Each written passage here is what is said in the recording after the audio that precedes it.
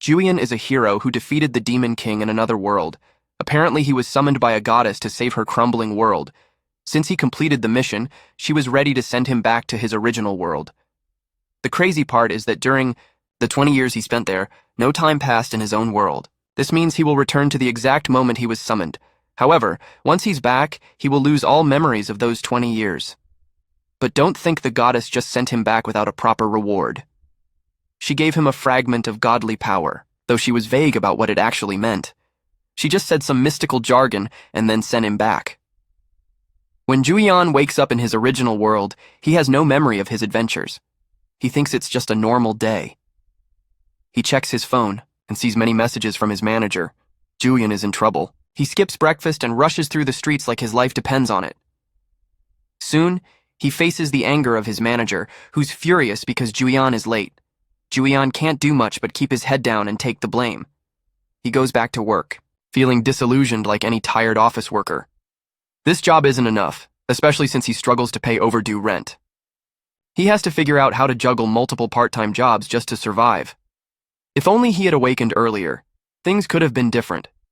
Just as he thinks this, a system window pops up with a message. He has unlocked a unique broken trait called Skill Master. Yes, Julian is finally awakened. Here's some background. People like Julian who are awakened are called users. 5 years ago, augmented reality, like a fantasy world, started taking over the real world. Fields, monster-filled zones appeared everywhere, and the world began revolving around the resources from these fields. Users get powers to explore and fight monsters inside the fields.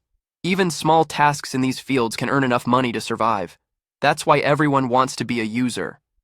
It's risky, but the rewards are tempting. There's more to gain than danger. Of course, not all users become famous. Some awaken with top-tier unique traits right away.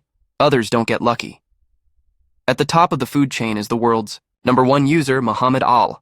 He was the first to reach level 70 and has an SS-grade unique trait called Dragon Speech. One day, Muhammad Al uploaded a video showing an incredible power. The video showed him casting a spell called Meteor Rain, a destructive magic that can wipe out countless enemies instantly. Everyone watching was amazed. This kind of power is every mage's dream. The field he destroyed was A-grade, almost impossible to clear alone even at level 70. The meteors destroyed everything, including monsters that could easily destroy cities. At the end of the video, Muhammad Al issued an open challenge. Anyone who can show magic more spectacular than Meteor Rain will win a rare artifact called the Elemental Ring. It's the only publicly known SS-grade artifact and the ultimate prize. In a cafeteria, 2 users talked about the challenge. They were disappointed. The challenge seemed impossible. One woman thought Muhammad's challenge was a trap. No one really has an SS-grade trait like that, and even if they did, Muhammad wouldn't just give away the ring. It was probably just a show of strength. The video went viral and became the hottest topic on every news channel. Muhammad's challenge seemed impossible to beat until Julian showed up. Standing in a field, Julian flicked his finger casually, and meteors rained down from the sky, destroying everything. The meteor shower was so powerful nothing survived. After causing all that destruction, Julian gave a thumbs up, silently thanking Muhammad Al for teaching him the skill. Everyone watching was stunned. People flooded the comments asking, "Who is this guy?" Here's more lore. When users awaken, they get one unique trait that boosts their skills. It's like choosing a class in a game. Some famous traits include Dragon Speech, which makes a mage stronger than a dragon, Miracle, which can heal or even revive the dead, Regeneration, which lets someone regrow limbs, and Lethal Strike, making a user a deadly warrior. But no one had ever heard of Skill Master, Julian's trait. After searching online, Julian found almost nothing about it. Traits have grades from F to SS. Julian's trait was an unknown EX grade, but his stats were surprisingly low, which was strange for such a high-grade trait. He only had 2 sub-traits, which was disappointing. Julian was confused but hoped he'd get more info soon. The system gave him a quest to copy a skill. Once he copies it, he earns 20 SP, skill points. But copied skills disappear at midnight. To copy skills, he must watch other users in the fields, dangerous given his low stats. Still, he had no choice. He needed to copy a skill to complete the quest. He remembered Muhammad Al's Meteor Rain. After watching the video, the system showed all the skill details and allowed Julian to copy it. He was shocked that he could copy skills just by watching a video at home. After winning the challenge with this skill, Julian's face was all over the news. Muhammad smiled, but his secretary, worried about giving away the elemental ring so easily. Muhammad didn't care about the ring. He was fascinated that someone else was using the skill he had only recently obtained. Muhammad decided to send the ring with a business card and a message hoping to become friends with Julian in the future. Julian, meanwhile, was obsessed with his viral video. He watched it repeatedly and enjoyed the fame. But at work, his manager was angry because Julian was still slacking off. Julian sighed deeply, knowing he hadn't gained much besides the fame. Though he had awakened, Julian still struggled to make ends meet. He dreamed of being as strong as Muhammad Al and living comfortably. Suddenly, a comment appeared from Muhammad Al under his video, promising the reward he deserved. The internet exploded with excitement, and Julian couldn't believe it. Later, Julian sat stiffly beside a secretary who delivered the elemental ring and even drove him home in a luxury car. Julian was shocked and stared at the ring in disbelief. The system showed the ring's stats were incredible, with every stat at a high level. Julian realized this ring gave him a real chance to train seriously. Hunting monsters was the only way to level up, but he had no money for proper armor. Although his viral video brought revenue, he couldn't withdraw it without verifying his identity. He thought of a loophole. Instead of going into the dangerous fields, he would set up a healing station outside. Healing is a lucrative job, as hunters always need healers before entering fields. Julian copied a C-grade healing skill that could heal fractures, amputations, and status ailments. He charged a lot for each service, earning good money. One day, while waiting outside a field, a scary man rushed up carrying a badly injured woman. Julian froze but then agreed to heal her after the man paid up. The injury was terrible, but Julian used his healing skill to help. After work, Julian was exhausted but grateful. This was better than his old counter job. Now, he could focus on earning skill points and leveling up.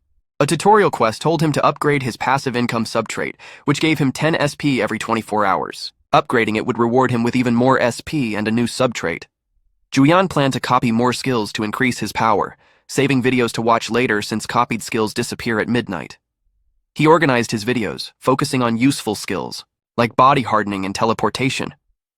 After watching, he cleaned up his food and felt full but happy. He registered as a healer with the user association, knowing his value was rising. The next day, the woman he healed came by to thank him. She was fully recovered and asked if he wanted to join her party as a healer. Julian declined because his level was too low, but eventually accepted when she showed her confidence and charms. Just then, a wounded man was dragged out of the field needing urgent help.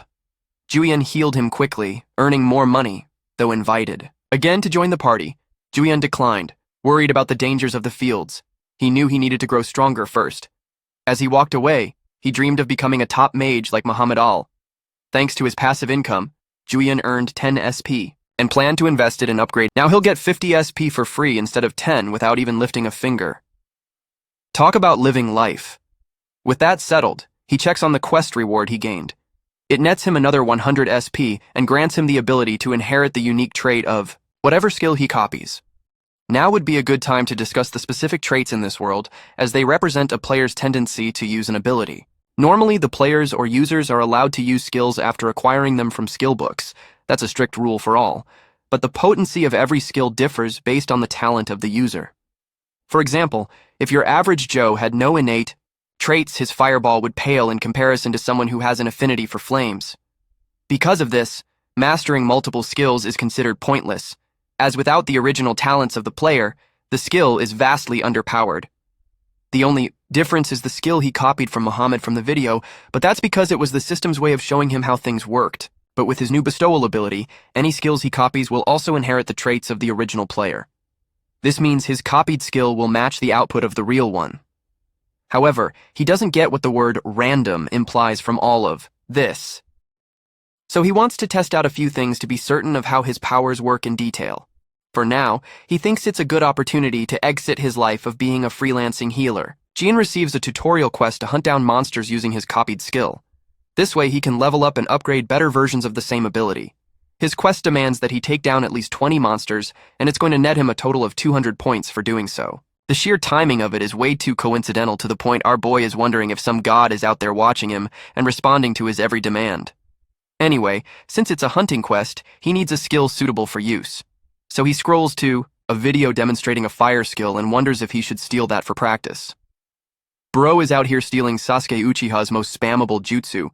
Jian doesn't share high expectations and acts like he's trying stuff out for the fun of it. Initiating his copy skill, he obtains an E-ranked fireball. It's a pretty simple skill with a simple cost. Just like the system told him, he also obtained the ignition trait as a byproduct, allowing him access to a greater effect. Yeah, at this point he really thinks he's being watched because he's practically getting stuff for free. Anyway, our boy steps into the sheep farm entrance where the field entrance is located. He observes the dimensional gap and wonders if it is the division between field and reality. Julian decided to go all out and purchased equipment just to be safe. Entering the field, he welcomes his new life as a hunter instead of a shitty healer. Meanwhile, Juan ends up popular on the forum as the fire psycho who slaughters low-level mobs. They saw him going crazy killing monsters all on his own, so a bunch of greedy losers reached out to him and even tried inviting Jian to their guild. Our boy can't help but act nonchalant, reminding them that he's already rejected an offer from a top-tier S-rank baddie, which is hilarious when you remember how he ran away with a face that screamed depression. Also, he doesn't quite remember, laughing while hunting down the monsters. Once again, it's quite funny because in the actual battle, Bro starts giggling his ass off like a villain executing his enemies. Julian suddenly remembers that and thinks that his excitement must have clearly gotten the better of him. Defeating the monsters earns him the SP points he needed and also reduces the usage cost of his copy skill. It's a good thing because Jian had been looking for something that could help him keep on hunting with the reduced costs. Browsing the community forum, he learns about a raid post about an obsidian bear boss field. From the comments, they're expressing shock at how the fire psycho defeated the obsidian bear without any equipment while still being at a low level. At the same time, Jian reflects that he was only able to do that because he spammed fireballs and didn't require much else. An enlightenment hits him like a truck kun hitting isekai protagonists. Bro remembers that he received a gift from the strongest ranked user Muhammad, who he is still indebted to for the ring. Let's go back a few days and see what became of the battle against the obsidian bear raid. The boss monster was going ballistic on them, causing the tanks to jump at the front and handle its rage. They wanted the mages to stay safe at the back in the meantime. Since our boy received a quest to defeat the boss monster, he was pretty happy about it, especially with the promise of earning 500 story points.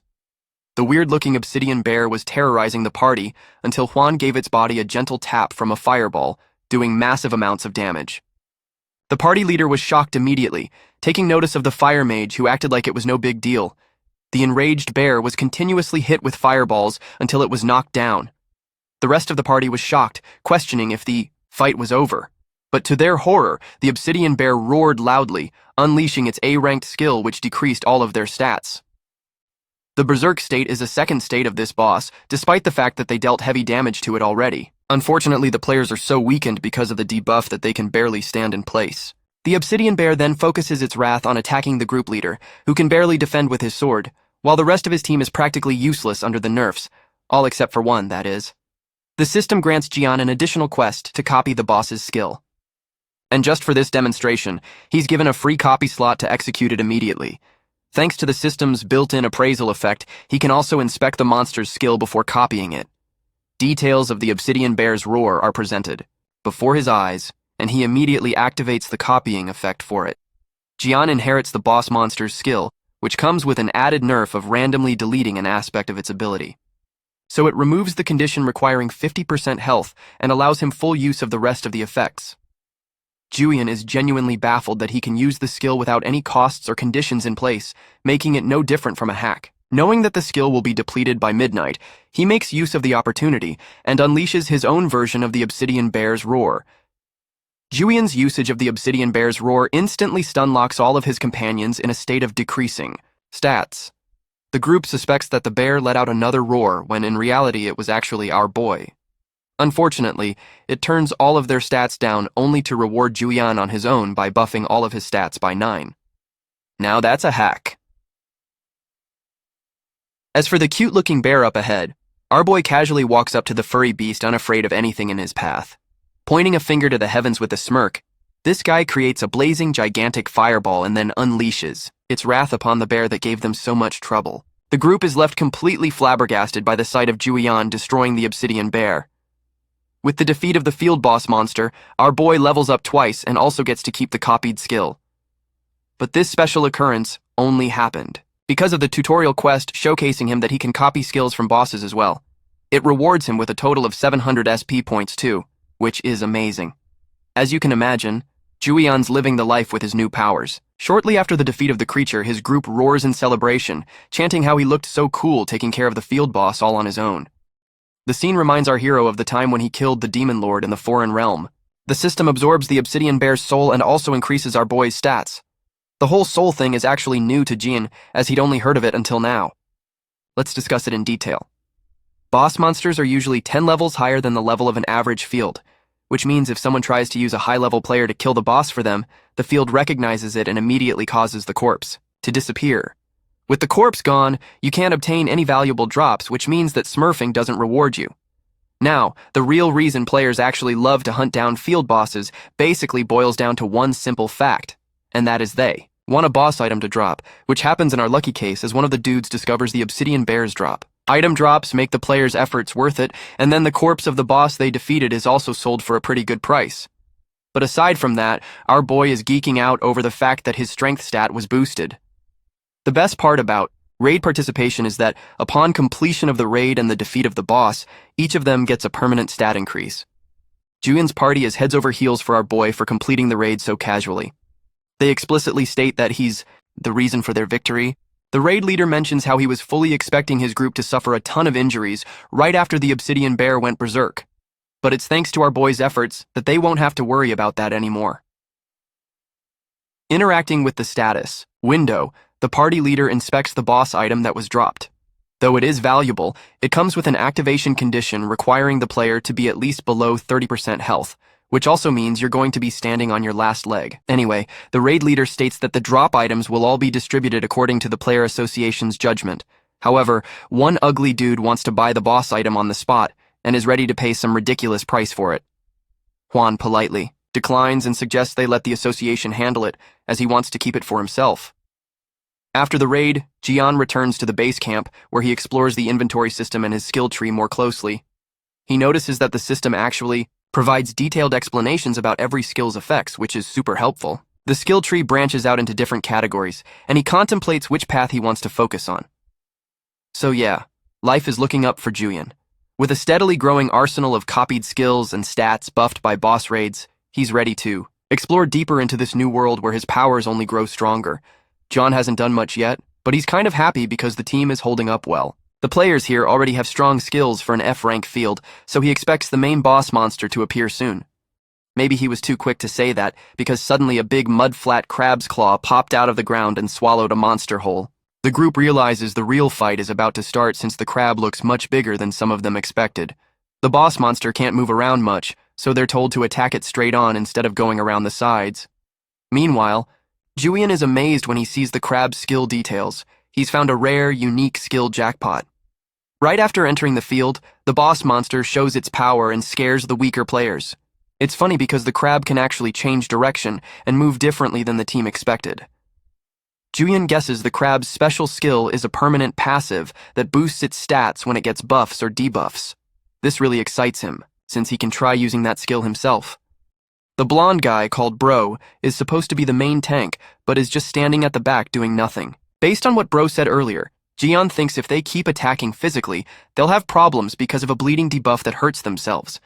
The party's archers keep the crab at a distance, but Jian wonders what their plan really is. Even the crab seems confused by the weak attacks that don't work. The fight is slow and frustrating. Because the crab's shell is so tough, arrows can't break through. Seeing this, Bro finally acts like a hero. But he should have helped.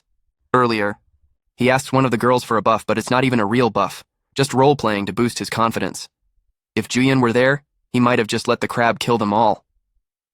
Julian waits for this awkward moment to end and knows they'll need a powerful attack to beat the boss at once. To his surprise, Bro shows a special power Julian didn't expect. It's called Radiant Power, a double S-rank skill that gives lots of buffs to the target. The buffs last longer if the target is higher rank. Julian is super happy because he basically found a rare skill in a weak F-rank field. He remembers talking to a sales lady about equipment. Many players upload videos, so the store sells items for that too.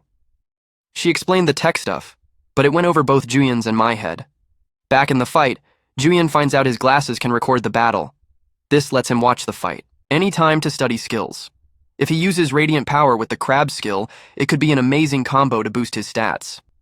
The S-rank buff skill actually comes from the sales lady, who doesn't even realize how valuable it is. After getting buffed, Bro decides to fight for real. But first, he asks Julian to hit the boss hard. Julian casually creates a huge fireball and hits the crab with massive damage. Then he uses a special skill called Chant Explosion to blow up the fireball again, increasing the damage even more. The crab is defeated quickly. It's basically cooked, so they can eat it now. Bro is upset that Julian stole his moment. Thinking the crab was about to do something special, Bro rushes in to finish it off but is just swinging his sword at a dead crab. Instead of feeling embarrassed, he's proud of himself. If brain scientists looked inside his head, they'd find no brain activity. The other party members all look shocked and confused. Jian notices a sudden change. The crab's change-resistant skill is now part of his abilities. Now he just needs to go home and try combining change resistance with radiant power to see what happens. With the boss down, Bro just wants to leave, but the group looks at him like he owes everything to Julian's attack skill that saved them. Bro, jealous, tells everyone to focus on sharing the loot, not wasting time on him. He's glad the girl still supports him until she suddenly starts fawning over Jian too, breaking his heart. The group agrees Julian deserves the biggest share because of his contribution. One of the agents watching reports no item drops from the boss this time and says they'll focus on the next field instead. Meanwhile, Hoju's eyes change color as she looks at the sky. She's clearly mysterious. Next, Julian fights lots of monsters to finish a daily quest and earn 300 points. Leveling up to 3 wears him out. He tests the 2 new skills by combining their buffs, which are amazing, but there's a problem. He doesn't have enough copy skill slots to use both fully. Since both skills buff and he can't copy more than 2 skills at once, the combo doesn't help yet. He needs a 3rd copy slot, which is frustrating because he just wants more skill points SP to rank up. Julian lies in the quiet field hoping for a miracle or a special quest to get more points. Suddenly, a system message pops up with a tutorial quest that gives 4,000 SP, just enough to reach skill rank 3. Julian is surprised and wonders what the main quest will be. Suddenly, the sky summons a floating island called Sky Island Canal. Julian's quest is to clear this special field full of aerial monsters. The system says the island threatens Earth's existence. The island's arrival alarms the whole country, and the player association is in emergency mode. Airports shut down, and people notice less sunlight. Special fields are appearing worldwide.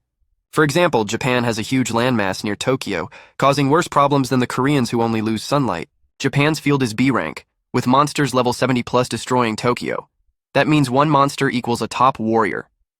Compared to Japan, Korea's situation looks easier. Because these fields threaten humanity, the player association asks the government for help. They plan to raid the fields and reward players for clearing them. Julian stays calm but realizes things are worse than he thought. He looks for ways to get more SP easily. Bro thinks this is a trick, but realizes finishing the quest will give enough SP to upgrade all his traits by 1 level, motivating him to help. The staff member brings Julian an artifact to appraise. The cursed ring and bracelet don't look special. They add 100 mana but lower strength and agility, balancing out. Julian thinks the extra mana helps a lot since he plans to use magic. He wonders if he should buy mid-range armor too. The price? 400 million won. Crazy expensive. Julian acts cool walking away like it's no big deal. Later, Julian and other players wait at the field entrance. He stops using the glasses and buys a body camera instead. Checking online forums, he learns the monsters are stronger than expected, wiping out many players. Forum admins warn melee fighters to stay back since airborne monsters are dangerous and oxygen is scarce. This suggests the field might be D rank, not F rank. Julian isn't worried and thinks others are overreacting, until he's suddenly teleported into the island. The landscape is amazing, and monsters don't seem aggressive at first. Then, he hears a scream. An aerial monster grabbed a player who cries in fear. Bro has a bad day as the monster drops him from high up, killing him instantly. Griffin-like monsters circle Bro, but Julian dares them to attack him. Surprisingly, they ignore Julian and target a tank nearby, the baddie and her brother whom Julian knows. The monsters charge at their shield, but the barrier protects them. This lets the S-rank mage prepare her firestorm skill, engulfing the birds in flames and killing them. Julian is impressed by her power. The baddie is still not satisfied, and her brother warns her to stay alert. Julian thinks about copying Firestorm since he already has Fireball. The baddie says a healer would have prevented her injuries and regrets not recruiting Julian for his healing skills. Julian struggles with some sticky slimes clinging to his legs. The baddie and her brother watch him from afar. It's embarrassing when they call him their healer. Bro is depressed after losing his pride and aura. The slime saves Julian from a tough fight, but Julian feels bad for his expensive shoes. The tank isn't impressed and expects the baddie to finally stop obsessing over Julian. But she just smiles, still obsessed. The mage jokes that the universe wants them all to be in the same party, which worries Julian because he wanted to solo hunt and not reveal his powers. The baddie promises to help him clear the field, so Bro agrees to copy the healing skill again, making her happy. Julian says he'll be back after a bathroom break, but there's no privacy there, so the excuse doesn't work. He realizes he might be his own worst enemy. Soon, monsters attack again, now smarter and throwing big rocks to break the shield. Julian feels useless with limited powers, especially as rhinos charge at him. But Hiji confidently steps up, using Firewall, Fire, Rain, and Fire Spear to defeat all the monsters easily. Julian is amazed and asks if S-rank players usually have many skills. She says yes, but that she bought her skills from expensive skill books. Next, they fight an aquatic monster. Julian stands back, bored, and uses a huge fireball, even bigger than usual.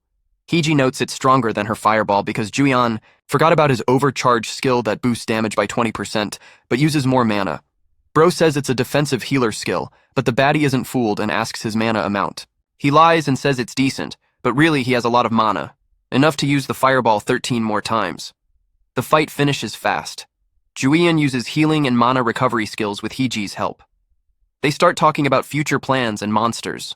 Julian wants to get stronger and level up more. Then the baddie warns Julian he shouldn't wander alone. Julian promises to stay near the party. He's curious about what Sky Island will bring next and is ready for a big adventure. From the look on Jian's face, it's clear he has some kind of plan, but it's a funny one. He literally tells everyone to run the heck away while they still can. The scene then cuts to forum commenters who are bombarding the boss monster with criticism for being insanely powerful. Apparently, this boss single-handedly wiped out 1,000 players. The once lively Sky Island has now become a graveyard, and everyone believes there's no hope left while this boss is around. After a while, the boss monster reappears. Unlike before, one of its wings has turned black, but this change is only in its appearance. The boss continues its relentless attack, raining down swords on the players just like before. However, this time the players also suffer a new debuff that drains their energy. Remember those cute little slime balls from earlier? Well, maybe it was a good idea to kill them, because they've now spawned hideous bug-eyed monsters that mercilessly slaughter weakened players. Watching the battle footage, John is alarmed. He realizes escaping last time was a smart move given the boss's powers. He understands he doesn't have time to waste, especially with the boss's debilitating debuff in play. Suddenly, Hiji calls out to greet the healer and asks if Jian tried raiding the Sky Island again after they left. Of course, Jian hasn't. He's not ready. But there's no time to waste because the special fields are affecting their entire planet.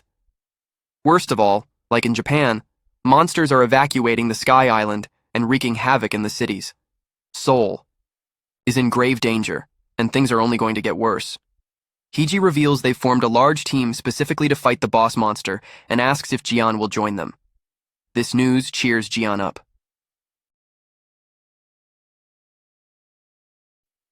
A few days later, the raid team gathers at Grand Park, the usual place Jian works. Some players are surprised by the number of big names on the team who have come for a strategy meeting.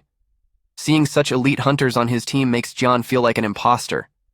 He's even worried because he didn't bring his usual robe. Kai waves him over, easing Jian's nerves around the strangers. Jian modestly says he's just a lousy F-rank player, questioning why he's with a team of elite B-rankers. Hiji reminds him that despite his rank, his healing skills are excellent and that they'll need all the help they can get. Then the raid leader arrives, the #1 guild's SS-class warrior, Lee Hye-sung. Even Hiji is excited to see him, and Jian is stunned to be in his presence. The leader suggests assessing everyone's abilities before discussing the plan, so they start with a warm-up session. Hiji is pumped, hoping to get revenge from their previous fight. Jian, however, is shocked by the leader's blunt commands, but no one objects. The leader's confident presence is impressive. Cut to the battlefield. Hyung casually cuts down lizard warriors with ease, impressing Jian. He reminds himself that his stats are too low to fight like Hyung, and that his survival so far is thanks to an elemental ring boosting his stats. Jian decides to stick to magic healing for now, as combat at close range is dangerous. Still, watching Hyung's swordplay sparks a nostalgic feeling in Jian, but he knows he must be cautious until his stats improve. Inside Jian's mind, his past self, the one who defeated the demon lord in another world, urges him not to waste his precious skills. Jian watches Hyung's SS-ranked skill, absorbing stats from each monster he kills. The buffs last 5 minutes and increase with consecutive kills. It also boosts magic power and agility by 10%, making Hyung a formidable force. Jian realizes he's found a skill to boost his physical stats after searching for one for so long. After Hyung defeats the minions, the field boss appears, a poison lizard named Kinga. Hyung, unfazed, activates his limit break, boosting his offense for 60 seconds. In berserk mode, he kills the boss with a single strike before it can even move. The boss's soul is absorbed, boosting each player's stats, and the raid is cleared easily. Heiji is a bit jealous she didn't get to fight, while her brother thinks she's ungrateful for Hyung's help. Jian is surprised to learn that even without direct combat, players receive rewards because his constant buffs and debuffs contributed to the success. He now understands why healers level up so fast. Support can be incredibly effective. After the warm-up, Hyung takes charge of organizing before the rewards are handed out. Jian, zoning out during the explanation, focuses instead on a new skill, called Catalyst, gained from the boss's defeat. Though curious, he's more excited about his powerful new buffs that boost physical stats. The leader jokes with Jian, teasing his tired expression, but Jian just wants to get home and test his new skills. Days pass and the raid party hasn't yet invaded the Sky Island. Jian is exhausted but proud as he checks his status window. He's finally earned 4,000 points, enough to defeat the boss easily. The funny thing is, Bro had to kill 120 monsters daily in raids to get to this level. The frequent quests leave Jian little rest, but he's glad to have challenges. Excited, Jian upgrades his copy skill to level 3, aiming to combine his new powerful skills. He dreams of pairing buffs like Blood Frenzy, Brilliant Authority, and Change Resistance for an unstoppable attack build, hoping to surpass even Hyung. With only 3 skill slots available, Jian decides to copy Fireball, Brilliant Authority, and Resistance to Change for the next raid. In the next scene, Jian faces a monster with a devilish grin, knowing his new buffs will incinerate it. His ruthless killing spree catches attention on the forum, earning him a reputation as a psychopath who one-shots enemies with fireballs. A video shows Jian luring a field boss away and killing it with a giant fireball. Forum users are amazed by his speed and power, questioning if he's really a mage. During a battle with a giant serpent, Jian uses Fireball to save a duo and then runs as the snake chases him. His relentless chip damage strategy astonishes other players. Meanwhile, the world's #1 player, Muhammad, watches the same video and is convinced the psychopath is Jian. Muhammad notes that Jian's skills are professional and experienced, unlike his seemingly calm demeanor. Muhammad tasks his assistant with closely monitoring Jian and the Raider Guild, worried about their rising influence. Speaking of the Raider Guild, their boss also watches Jian's video, recognizing him as the psychopath. He keeps a close eye on Jian's actions.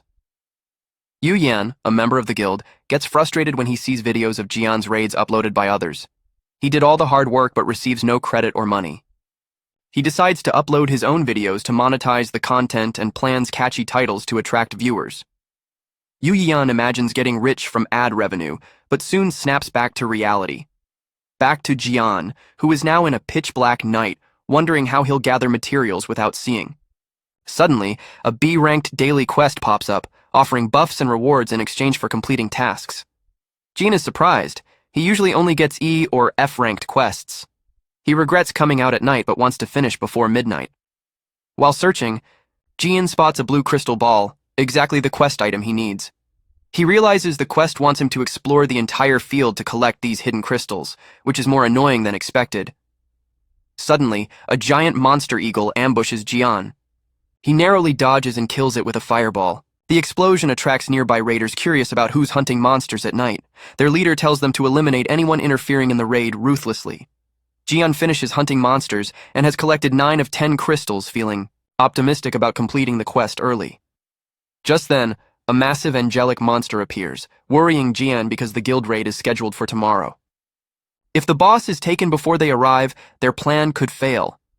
Masked raiders attack the angelic monster, adding to Jian's concerns as chaos grows. A new quest appears. Conquer an F-rank special field and defeat the boss invading Earth, plus, destroy the special field. Jian wonders what conquer means. Capture the monster, perhaps? He decides to sit back and enjoy the chaos. The masked raiders bring down the winged monster by reducing its health below 50%, forcing it to land. Jian watches comfortably. This moment also marks the start of the third phase of the boss fight, where Cannel powers up with a huge boost. Suddenly, a gust of wind blows dust into the air, and Julian shields his eyes. That's when he spots the last essence he's been looking for. He jumps up, humming happily about how easy it was to find it. Just as he grabs it, some masked guys nearby get knocked down. They quickly get up and see Julian lying there. They ask who he is, but then assume he's on their side and tell him to get up because they'll need him for the mages. Julian stands, holding a mask he took from one of them, wondering who these guys are, but decides to follow along for now. Quietly, he thanks the guy whose mask he took. When he joins them, his quest system alerts him that he finished the quest and gave him a buff. While another player fights the boss directly, someone else quietly attacks from a distance with powerful, blue flames. Everyone wonders who could have such strong magic. Julian feels a little guilty about doing massive damage from the sidelines and grabbing all the loot without much risk, but he also has to figure out how to use the strong buff he got. Doing too little might make others suspicious, but going all out would put him in the spotlight. Still, he's having fun wrecking the boss with his overpowered stats. Soon, the group notices he's going a bit too far. The boss then summons stronger monsters, griffins and rhinos, which force the raiders to split up and fight. Some outsiders accidentally stumble into the raid early, and the masked guys running the event get mad. One outsider questions why the raid is happening early, and the masked leader kills him instantly. Realizing things are getting out of control, Julian thinks it's best to run away. Just then, Hyesung and his team arrive to save the day, and Julian knows he's in trouble. The raid leader mocks Hyesung's group, calling them useless. Hyesung calmly replies that it's stupid to think they could get away with killing people and stealing the boss. Julian tries to plan his escape, but the boss starts attacking everyone. The raiders focus on knocking out all the rival team's healers to get the final hit. Julian is sweating, trying hard to think of a way to finish the boss before everything falls apart. Suddenly, Hyesung charges through enemies like a killing machine. Meanwhile, Hiji and her brother are fighting off bug monsters. A raider tries to sneak up behind Hiji, but blue flames burst out, burning the attacker instantly. Hiji is shocked and turns to see a robed figure controlling the flames. She tells her brother the mysterious man just attacked his own team to protect her.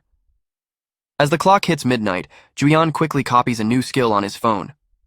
The calm knight keeps fighting like a pro. Julian activates his new buff and casually shoots a huge fireball that burns the monsters to ash. Hyesung's leader clicks his tongue in frustration and teams up with Julian to clear the rest. Julian goes wild with a blood frenzy skill getting stronger with every kill. He shoots one last big fireball that puts the boss to sleep. Everyone wonders if that was the final blow, but Julian's excitement fades when the boss wakes up and enters its final phase. The boss swings its massive sword with so much force that Hiji's brother barely blocks the shockwave. Everyone gets knocked back like ragdolls. Julian feels scared, thinking he might die. Suddenly, a stranger saves him. Julian is speechless as the man tells him he owes him a favor now. Saved by Hiji's brother, Julian quickly fires a fireball at Connell, destroying the boss in front of Hyesung. The pile of loot around the boss shows it's part of the boss system. Hyesung claims the boss system and warns the raiders to stay out of trouble. The raider leader argues no one should underestimate their powerful mage. Julian's quest system alerts him he's completed the main quest and will be teleported to the tutorial field to pick his rewards. The raider leader looks at Julian, thinking he looks familiar but can't place him. Julian casually grabs the boss reward. Before the masked raiders can stop him, Julian's system teleports him away, leaving everyone angry and scammed. In the tutorial field, Julian wonders if he really just tricked them all. Suddenly, tons of system notifications flood his screen. Before he can read, a tiny fairy appears and introduces herself as Ego, his tutorial assistant. She says now that he finished the main quest, it's her job to guide him through the rest. Julian feels anxious and says no one told him about a tutorial assistant. He wonders if this is special for people with rare traits like his. Ego politely asks to start the reward process. Julian agrees, and she shows a panel for trade upgrades, like evolving his skills to make them stronger. She shows Julian all his abilities and asks which one he wants to upgrade. He thinks about boosting his unearned income skill, but realizes he's still too weak. Then he thinks about what might have happened if the raid was before midnight when his skills reset. He decides upgrading his skill copy ability is the smartest choice. He picks it and upgrades it, now able to copy 4 skills a day instead of 2. This excites him, hoping one day he might get to copy 8. Ego asks if he wants to check other rewards. Julian agrees and gets a sword that causes fiery explosions, annoying him because everything he gets is fire-related. Then he opens a Skillmaster reward box with a big SP boost. He also unlocks a new subtrait for one skill and gets extra options to choose from. Checking the boss loot, he finds an SS-grade cursed necklace that boosts his stats massively. He realizes the boss skill must have been terrifying. Curious, he checks and learns that if the boss's HP dropped below 10%, it would fully heal and get a 50% stat boost, impossible for Julian to beat alone.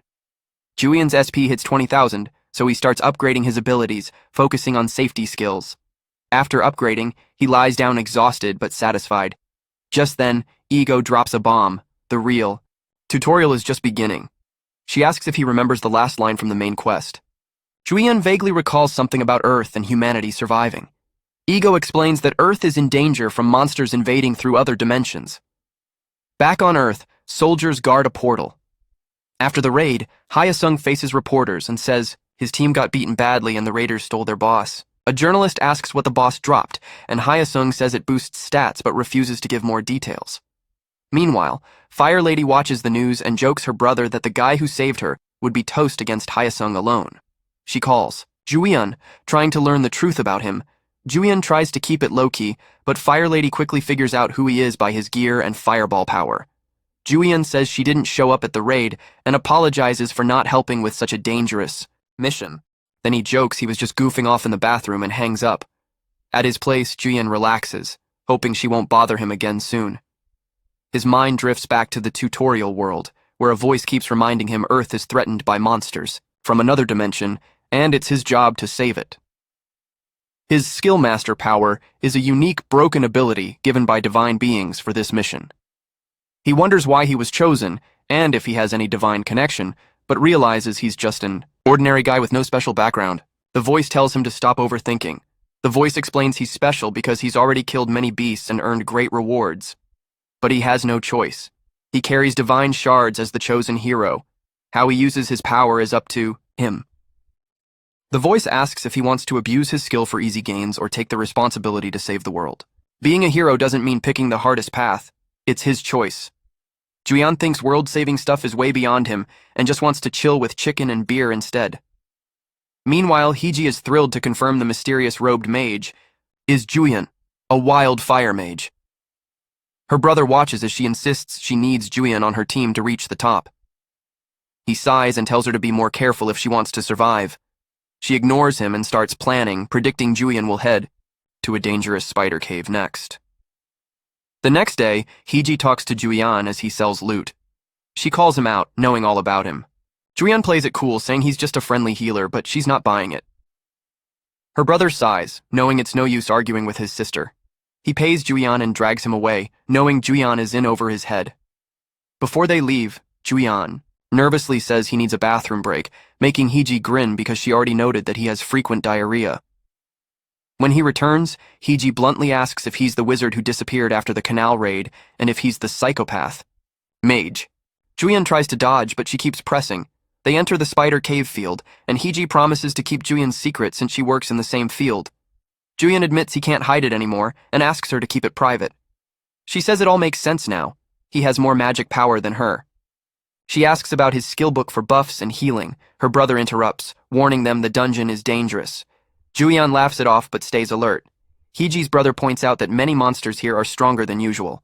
Julian thinks this might be a good chance to test his new powers. Although this ice magic wasn't as powerful as fire, Julian realized it wasn't half bad and could help him avoid getting caught. Hiji couldn't believe her eyes and asked Julian if he wasn't a fire mage just a minute ago. Julian, however, didn't give her a straight answer. Later, the trio sat in a cafe enjoying their meal, while Julian looked gloomy. He wanted to run away as soon as the hunt ended. His mind drifted back to what happened in the dungeon, how he dealt massive damage to the boss monster with a single shot and absorbed all the souls of the field boss, the queen spider. Because of that, Hiji and her brother got nothing, leaving Juyan with no choice but to stick around and share the meal with them. Juyan tried to push those thoughts aside as he took a sip of his drink, but the maniac girl interrupted with a proposal. She pointed out that monsters weren't the only threat in the field. PvP often erupted between different parties or groups. After a few more comments, she tossed a contract his way. When Juyan asked for confirmation, she explained that reliable, users were hard to find in the industry. Now that they shared a secret, things had changed. She pulled out all the stops to get him to sign the contract, even offering him a fully stocked office with every luxury imaginable.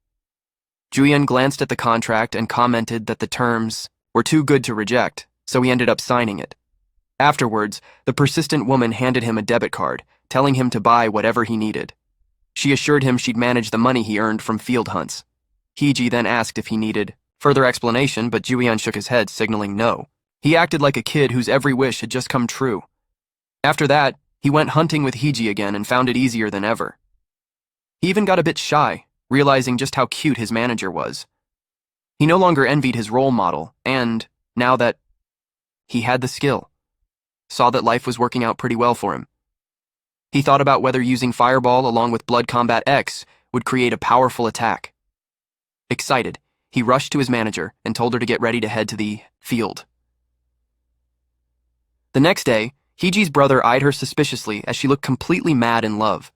He asked if she really trusted Juyan enough to tackle a C-rank field with only 3 people.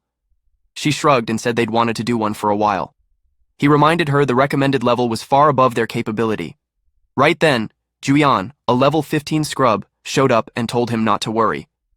The big guy immediately pointed out Juyan was the weakest, and that an incomplete party made the field even harder. Juyan replied that he had it covered because he trusted his broken blood frenzy skill to carry them through. Inside the C-rank dungeon, notorious for sneaky plant monsters that jump out unexpectedly, most people brought at least 2 wide-range damage dealers to survive, but this party had something else. Juyan threw a fireball and lit up the wood monsters without blinking. The siblings stared in disbelief as he roasted the enemies like it was nothing. With his usual loser face, Juyan was confident. His trait pushed his fire magic beyond the limit, and his plan to chain all the busted skills he copied worked perfectly. He unleashed explosive waves of fire, wiping out monsters in massive bursts just to show how absurdly overpowered he was. Hiji's brother kept watching Juyan laugh like some kind of creep, while Hiji stared with a disappointed face as Juyan nearly soiled himself mid-killing spree, acting like the coolest guy on the planet, completely absorbed in his fire spells. A discount James Bond type stood at a distance, eyes fixed on Juyan. The guy was live-streaming everything to a screen somewhere, calmly reporting to his boss that he had eyes on the target. It turned out the man watching was the actual raid boss. The moment he spotted Juyan, a wicked grin spread across his face as if he'd waited forever for this. Meanwhile, Juyan kept steam-roasting monsters left and right, leaving shiny loot piles like a trail of broken dreams. Walking over enemy corpses, without a care, he casually scooped up drops and laughed to himself, amazed at how fast his level kept rising. Out of nowhere, he noticed a silvery shiny object on the ground and yanked it up with a big grin, not checking if it was an item or trash. But the vibe flipped fast when he realized he was holding what looked like human remains and shrieked like a little girl, his voice bouncing all the way to Hiji and her brother. They rushed over, asking if he was all right. Juyan explained there was a whole corpse there, and maybe he'd accidentally killed someone. Looking closer, Hiji went full Sherlock Holmes and told him to chill. The skeleton looked way too clean to be fresh. She figured it was probably a user who got looted clean since no armor or weapons were left behind. She casually suggested they wrap things up and get out fast, her laid-back attitude throwing Juyan off. When he looked confused, she explained that murder inside dungeons happened all the time and no one could ever truly prove it. Surprised by how much she knew, Juyan asked if she'd ever been attacked like that. She grinned and said she not only survived one, but that the attacker was from her own party. While hunting, a guy suddenly jumped her from behind, trying to steal something special. Unlike monsters, it's nearly impossible to tell when a teammate decides to turn on you and rob you blind. Trying to shake off the tension, she joked about how hot she was and said the guy was probably after something more personal than just her gear. She admitted it was her first time killing someone. Heeji's brother just stared silently as she shrugged and joked creeps like that deserved to get roasted, so it didn't bother her much. In the end, she told Juyeon to keep one eye open while sleeping because too many crazies were out there. She said he should lean on her handsome brother for backup, unaware that Juyeon's physical stats far outmatched him. With a smug look, Juyeon boasted he wouldn't go down to anything less scary than Hanyul, and she chuckled, giving him credit for at least having guts. Just then, a tiny pheromone bomb dropped near their feet, releasing intoxicating gas that left all three wobbly and weak in the knees. Right after, a swarm of terrifying tree monsters closed in. Shield Bro jumped forward to protect the group like a proper tank. Fearless as ever, Juyeon ignored him and charged straight at the monsters, shouting he had it under control. What he didn't know was that Budget James Bond already had his crossbow locked on him, a bolt aimed right at Juyeon. Not long after, the bolt fired, and Juyeon's spidey sense kicked in just as it made contact. Instead of piercing him, the thick steel arrow bounced off his skin like it hit a brick wall. The siblings screamed in panic while Juyeon stared at the failed assassination attempt and laughed, mocking the would-be hitman for thinking he could take down his rock-solid body with such a pathetic weapon. That laugh didn't last, as a nasty combo of stun, slow, and pain debuffs hit him all at once, shutting him down fast. Dropping to his knees, he groaned while the siblings stood frozen, watching him collapse in agony. The shady guy in the distance grinned wide, savoring the moment he'd waited for. Juyeon slammed to the ground, and Heeji rushed to help, casting Fire Spear to drive the monsters back. It burned to a crisp, but more monsters charged in, making it hard to fend them off while protecting Juyeon. She knew she had to decide quickly and told her brother to clear a path. He lifted Juyeon over his shoulder. Without wasting time, they fought through the swarm, dodging explosions and pushing past all odds to get out safely. That's when a blonde dude blocked their way, mocking them for trying to run without a fight.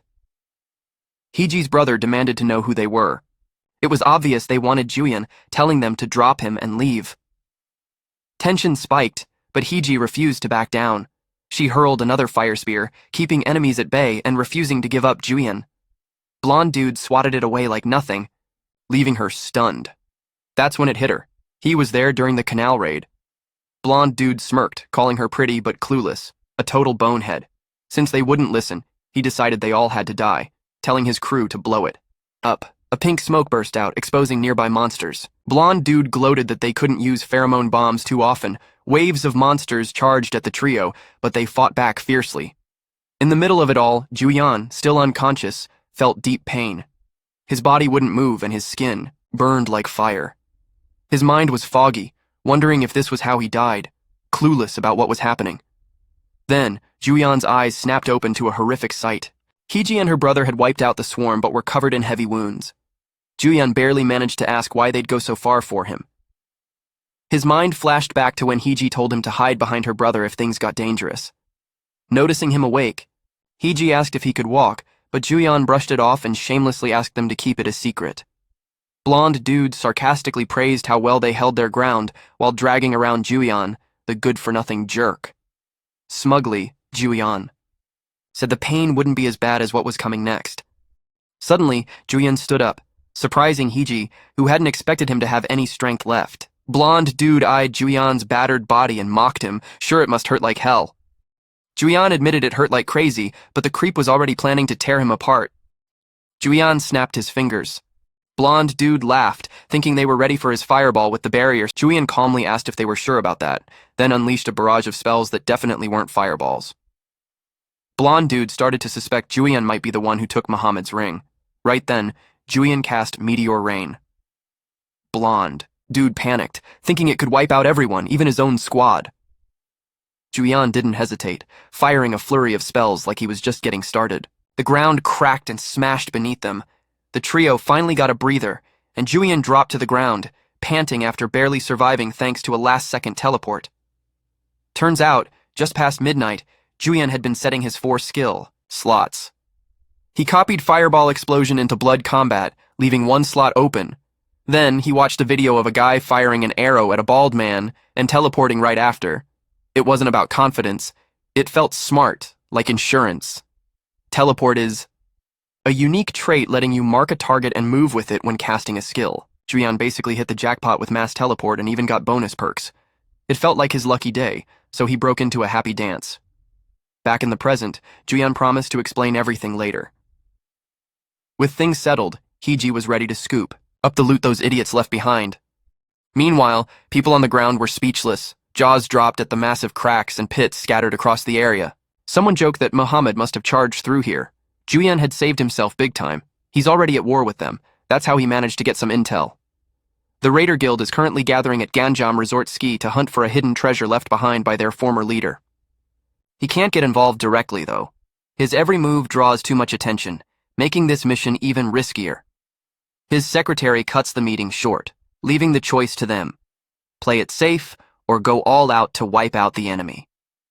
Two teams line up facing off when suddenly, out of nowhere, a hand shoots up. It's a stunning woman holding what looks like the tail of the red dragon. In a flash, the man excitedly welcomes Miss Lin Xiaoling. But instead of a warm greeting, she flicks his forehead with a sly smirk, sending him rocketing into the wall. She casually calls him a dumbass and tells him his intel was way off. The former guildmaster is dead, making her the new Raider Guild leader. Right then, everyone bows to Lin Xiaoling with no other option. She demands to be called boss from now on and clears up all confusion on the spot. Just like that, Lin Xiaoling takes the throne as the Raider Guild head. She informs the lackeys that monster patterns have been tracked up to the 20th floor and leaves them to deal with the monster materials. She asks about the old man's faction and hears that 98% of his followers have been wiped out, with the rest to be dealt with soon. She likes the sound of that and orders them to retrieve the old man's untouched treasure sitting idle in Korea. Lin Xiaoling makes it clear, the days of powerless monkeys getting rich are over. This is the era of superpowers, and anyone daring enough to challenge her for the throne must earn their power, because the crown belongs to her alone. Meanwhile, Yu Yan is having the time of his life at Ganjam Ski Resort for the first time ever, even if it's far from a fun zone thanks to roaming monsters. The snow stays frozen year-round, and the constant blizzards and icy roads have hurt the place's reputation. Kim Heeji just wants to get the job done so they can enjoy the resort a little while. Heeji's brother thinks it's foolish that only 3 of them came. Kim Hae suggests heading back to the Raider Guild, casually revealing she sold the boss item under her name when they got rid of it, making her a target just like Juyeon. Heeji's brother is annoyed that they're handling things, but Kim Heeji tells him to chill, reminding him they're veterans who've survived plenty. Juyeon is shocked when she calls him a veteran, but she backs it up. Surviving both the boss raid and a PK group attack earns you that title. As they move toward the field, Kim Hae leads the way, only to be blocked by members of the Enjoy Guild, who threaten them with death.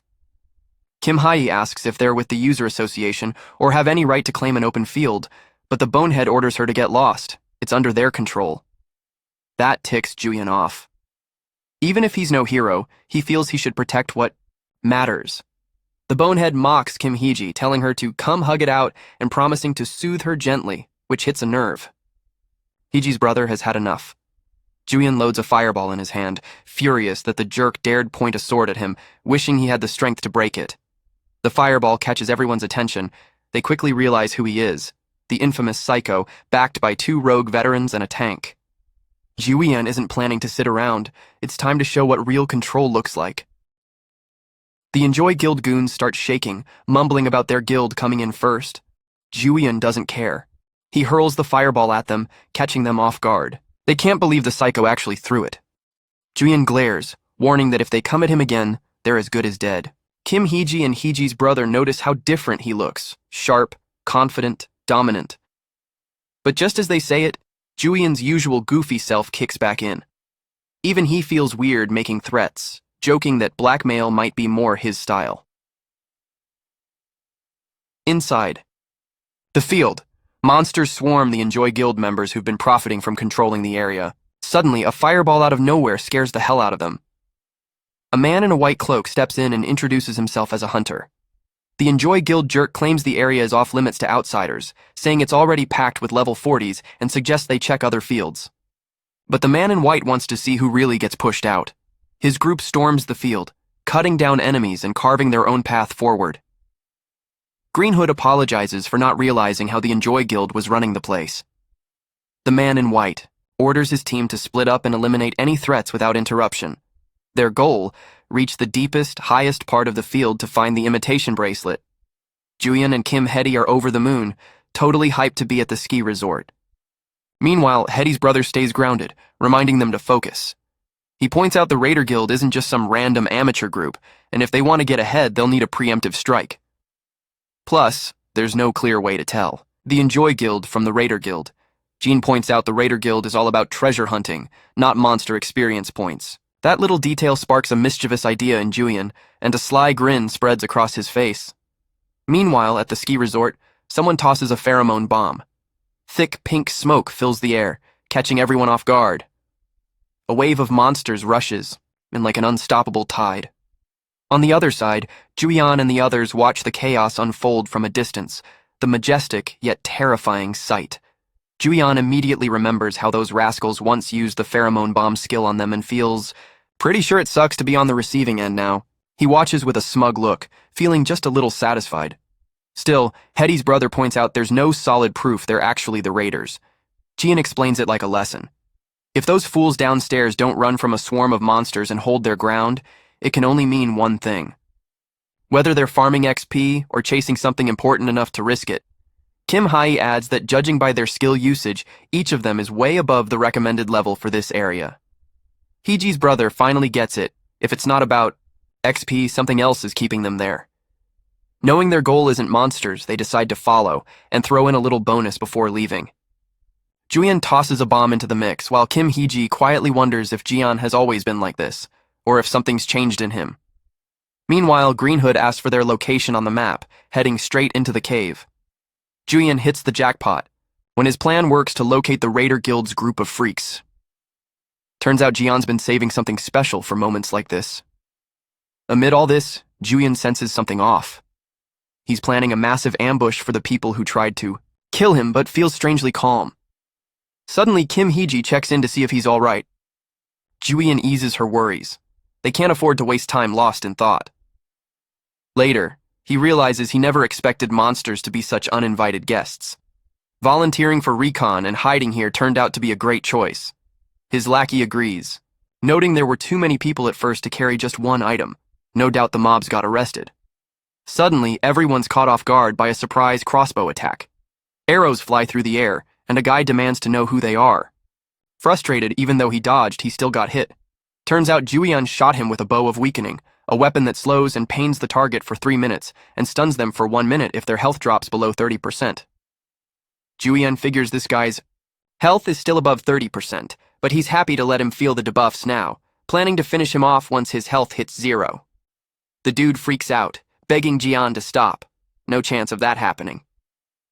Afterward, Green Hood's squad checks in. With recon, but they've lost contact with the folks at the entrance. Someone attacked them out of nowhere. Green Hood takes charge, alerting everyone to protect the treasure at all costs. Just as they rush in, Kim Heeji unleashes Firestorm, possibly torching everything nearby. Then, out of nowhere, the whole place explodes. Thunder strikes crash down. Someone screams the tanker has been neutralized. Green Hood immediately orders his men to take down the mages before paralysis wears off. Even so, he's still sending his squad to handle the situation. With no tanker left, Julian steps up to prove there are no pushovers. Out of the blue, he pushes harder, breaking his limits by calling on radiant power. Suddenly, a blue window pops up, applying a random buff that boosts his stats like crazy. Green Hood thinks Julian's constant fireball use is foolish, sure Julian's nothing compared to his shield, and that a rank E move won't cut it. But Julian doesn't wait. He blasts Green Hood mid-sentence, sending his lackey flying. The giant fireball has everyone freaking out. Green Hood, snapped back to reality, realizes this isn't 95% reduced damage. Julian casually thanks the dumbasses for letting them have all the treasure. Then he unleashes an explosion, bursting out like fireworks. At the same time, the man in white orders his men to sort things out and regroup at the summit. Suddenly, a massive explosion echoes in the distance. He immediately knows something's wrong and commands everyone to quit all operations and head straight to the summit.